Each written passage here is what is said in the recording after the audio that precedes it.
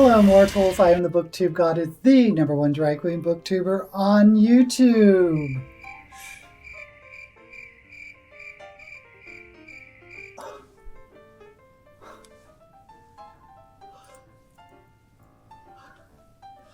What am I doing? I am looking for buried treasure. I am going to do the buried treasure book tag.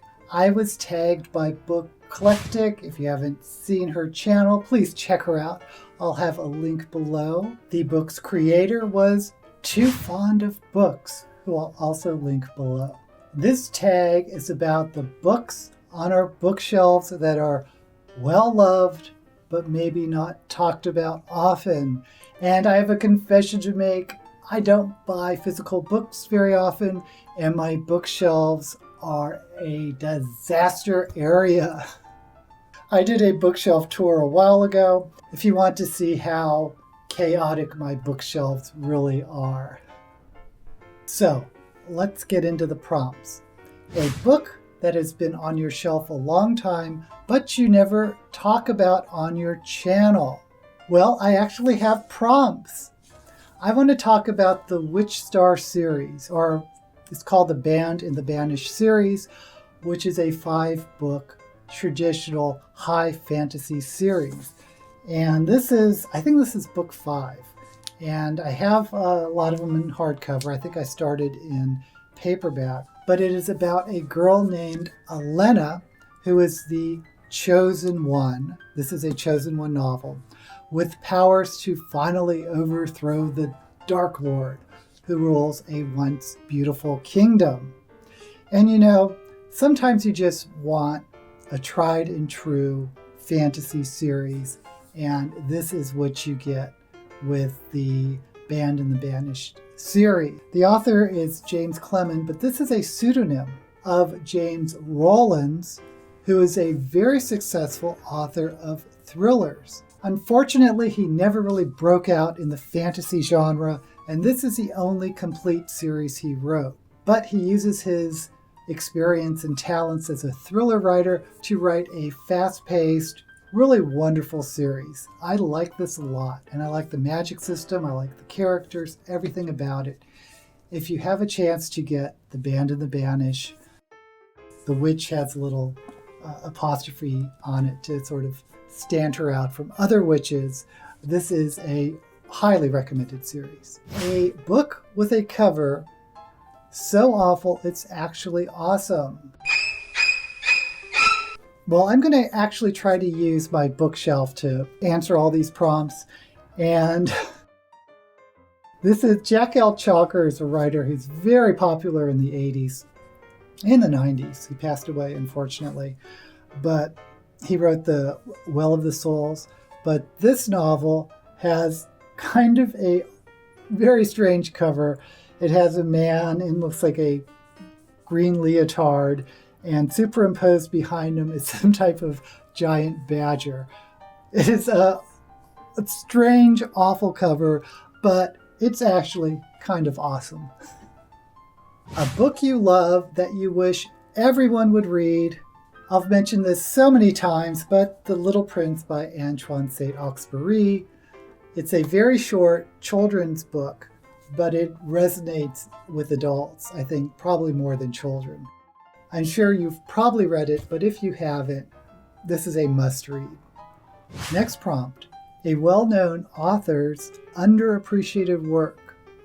Well, I picked Ursula K. Le Guin's Gift series, and it is a middle grade series that you don't hear about very often. I don't think many people know that Ursula K. Le Guin wrote a middle grade book, but it's called Gifts.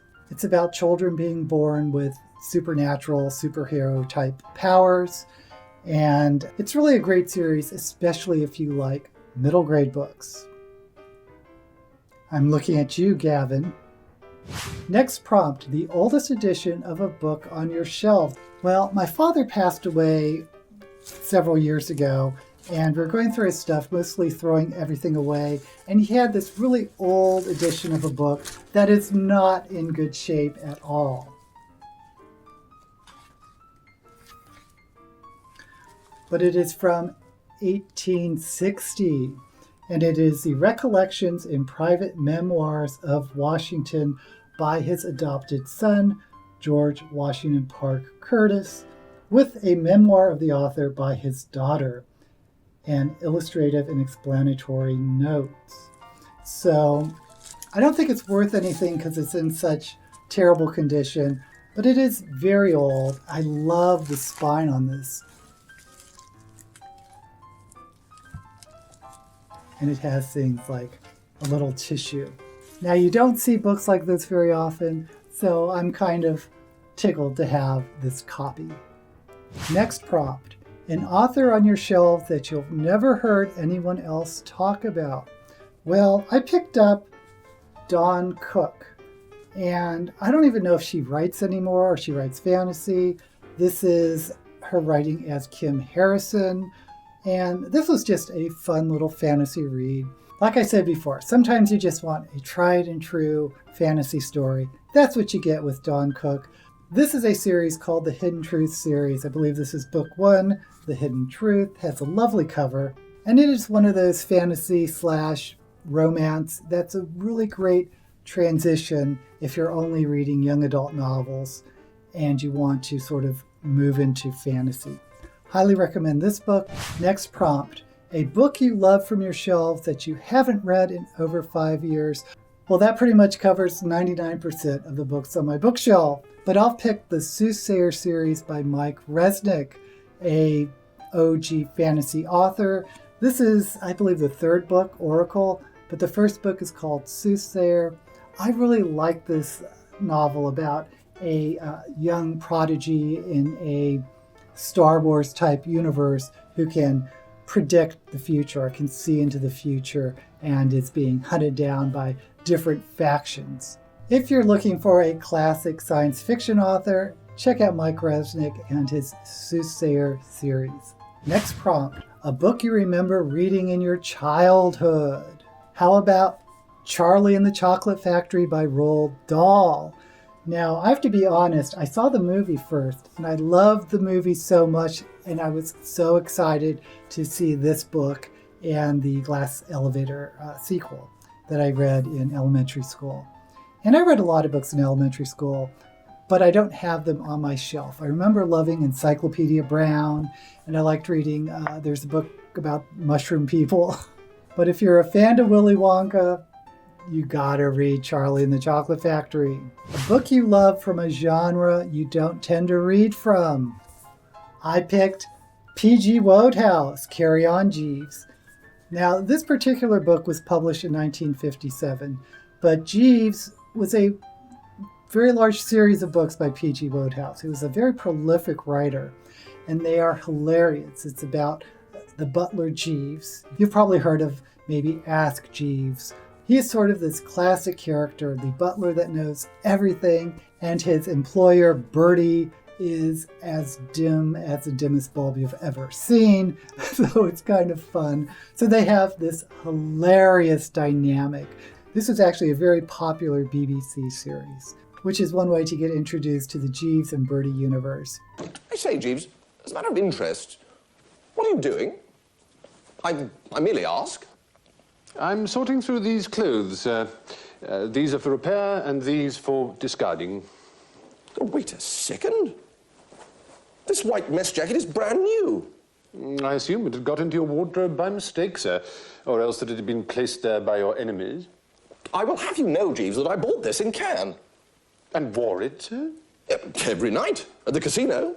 Beautiful women used to try and catch my eye. Presumably they thought you were a waiter, sir. Now look here, Jeeves. Excuse me, sir. But if you're interested in funny writing, check out P.G. Wodehouse's Jeeves. Last prompt, tag booktubers who have buried treasure in their videos, or I assume their bookshelf. I'll tag the bookish sock. I'm sure she has very interesting novels on her bookshelf. And I'll tag Connor Stampinato, who's into classics, so I'm very interested to see what his buried treasures are. And Grace the Beautiful Bookworm. Thank you for watching. Please like and subscribe if you haven't already. And until we meet again, May all the books you read be blessed.